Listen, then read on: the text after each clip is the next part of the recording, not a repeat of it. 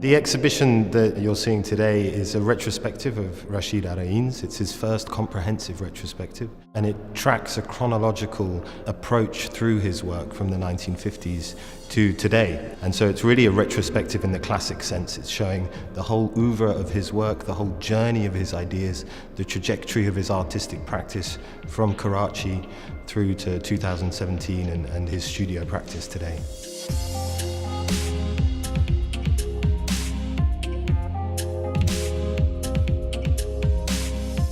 The way that we've structured the exhibition is in 5 chapters, which really nominate 5 periods or stages of Rasheed's work. And when you walk into each of those chapters, you get a real sense of a different type of work, a different type of approach. But what you see across all of the 5 chapters are themes, ideas, concepts that re-emerge across the 5 chapters. A lot of these are to do with geometry and symmetry and how Rasheed uses those to embody notions of equality. And so certain themes, whilst the appearance of the work may be very different, the way that he structures his approach to his artwork is consistent, I think, across the 60 years of work.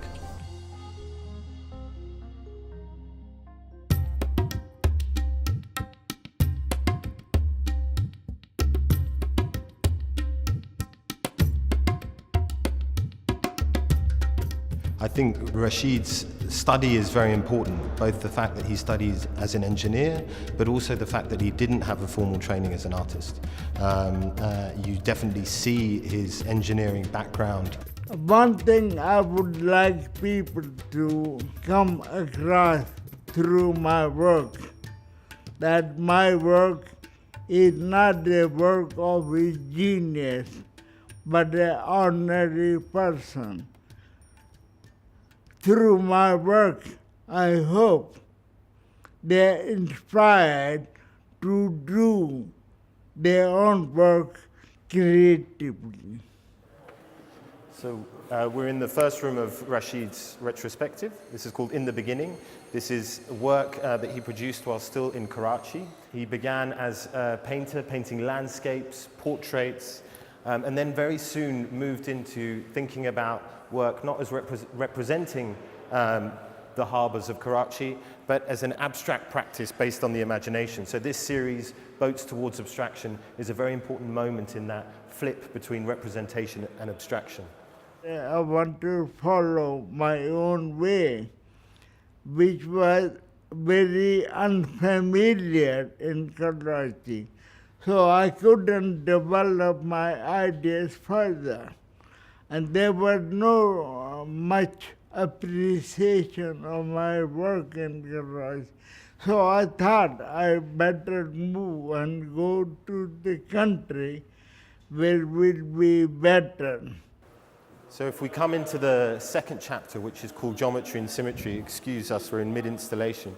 This is after Rasheed arrives in London in 1964 and starts producing a language based on geometric forms and symmetrical shapes. This is the piece, The First Structure.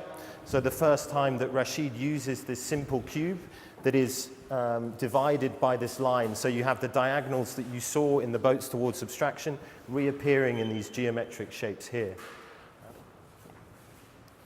I believe geometric thinking symmetrically can lead to emancipation of humanity from the present system, and they can reorganize themselves geometrically and symmetrically.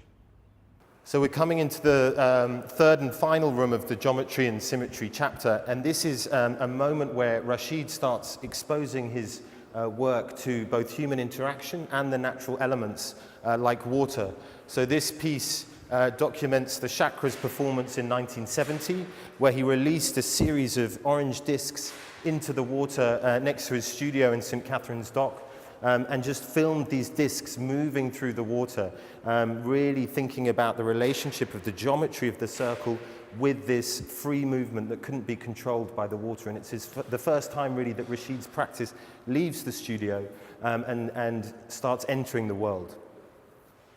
My work should go to the people so that people can realize their own creative potential.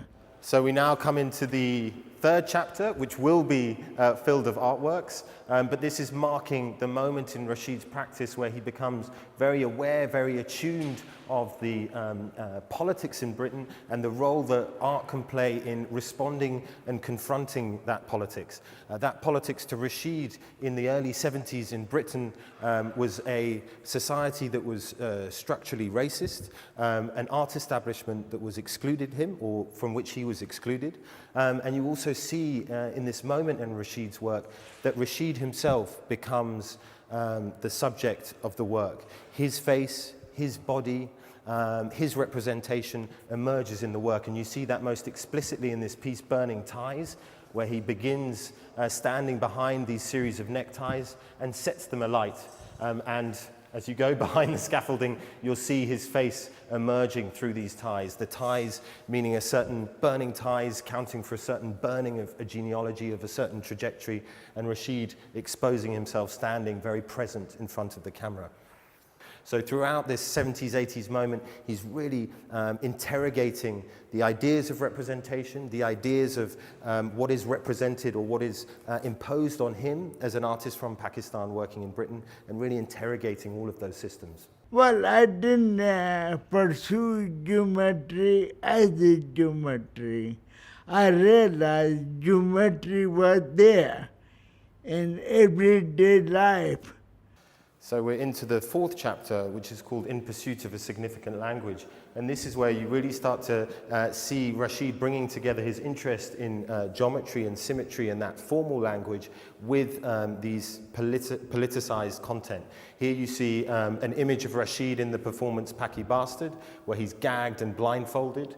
Intersecting these images are his lattice structures. And here you have these images of these two virile goats. So he's very much playing with the image or the representation of people, of artists from outside the West, these sexualized, aggressive beings.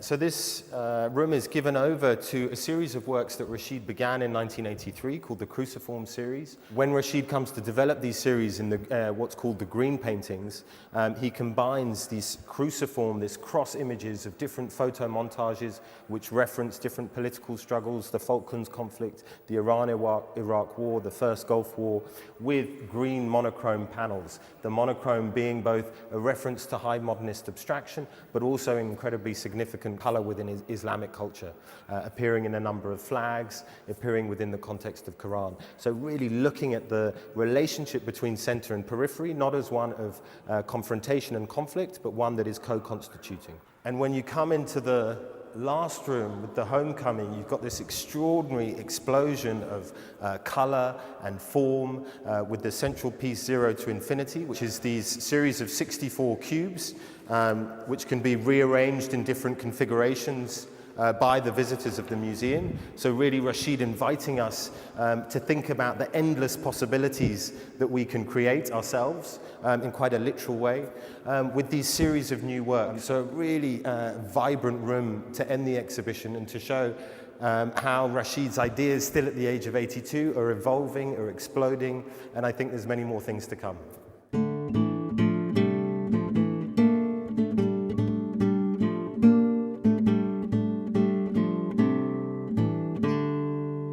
I still have many unexplored ideas, which this kind of exhibition will help me to go forward.